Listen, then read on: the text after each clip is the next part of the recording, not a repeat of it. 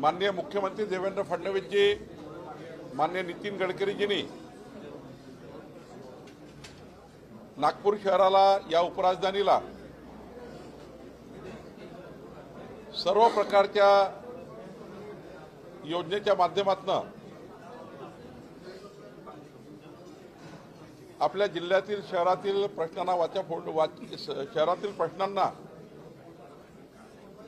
सोडवण्याचा प्रयत्न केला। त्यामध्ये आज या प्रेसच्या माध्यमातून एनएमसी कमिशनर अभिजित चौधरी, आमचे जिल्हाधिकारी विपिन ईटनकर, माननीय एनएमआरडीए कमिशनर मीनाजी आणि आमचे नागपूर जिल्ह्याचे जिल्हा परिषदेचे सीओ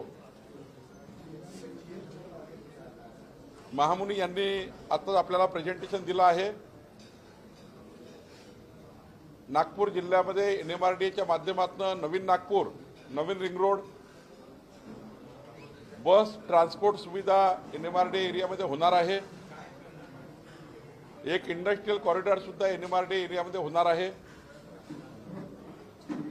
त्याचप्रमाणे नागपूर शहरामध्ये मोठ्या प्रमाणावर जे नितीनजींनी, देवेंद्रजींनी नंदीग्राम प्रकल्प या ठिकाणी दिला, त्याच्याही पुढच्या 4-5 महिन्यामध्ये 2000 गायींना पालनपोषण करण्याचा नंदीग्राम प्रकल्प जो देशामध्ये एकमेव प्रकल्प होणार आहे। नागपूर शहराच्या डेव्हलपमेंटमध्ये जी नजूलची अत्यंत महत्त्वाची अभय योजना आम्ही दिली, ज्यातनं नजूलच्या जागेवर असणाऱ्या सर्व घरांना अभय योजनेच्या माध्यमातून फ्रीहोल्ड करण्याची योजना आपण केली आहे।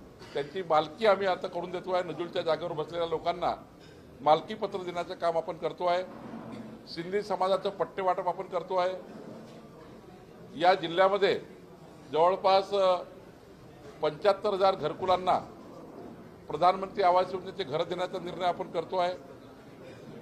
आणि माननीय मुख्यमंत्री देवेंद्र फडणवीसजींनी परवाच 317 कोटी रुपये नागपूर शहराला दिले। नितीनजींनी त्या ठिकाणी मोठ्या प्रमाणावर ज्या ज्या योजना या शहराकरता केल्या आहेत त्याचं प्रेझेंटेशन आम्ही केलं आहे। मला असं वाटतं की नागपूर जिल्ह्यामधील केंद्र सरकार, राज्य सरकारच्या सर्व योजना या समाजाच्या शेवटच्या व्यक्तीपर्यंत पोहोचवण्याकरता आमचे 4ही प्रशासकीय विभाग, नागपूर जिल्हा परिषद, नागपूर जिल्हाधिकारी, एनएमआरडी आणि नागपूर कमिशनर हे या ठिकाणी काम करतात आहे। आणि यातनं पुढच्या 5 वर्षामध्ये नागपूरमधील जे आम्ही आश्वासन दिले होते जनतेला, नागपूरच्या जिल्ह्याच्या शहराच्या जनतेला जे आश्वासन आम्ही दिले होते ते आश्वासन पूर्ण करण्याची योजना आम्ही केलेली आहे। नागपूर जिल्ह्याची डीपीसी 1200 कोटी रुपयाची आहे। 1000 कोटी रुपयाचे अप्रूव्हल आम्ही दिले आहेत। 200 कोटीचे अप्रूव्हल आता लवकरच आम्ही देतो आहे।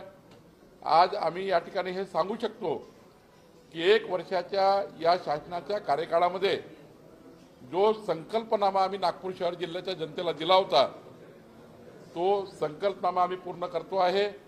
त्याचं प्रायमरी प्रेझेंटेशन आपण आज पत्रकार परिषदेमध्ये केलं आहे।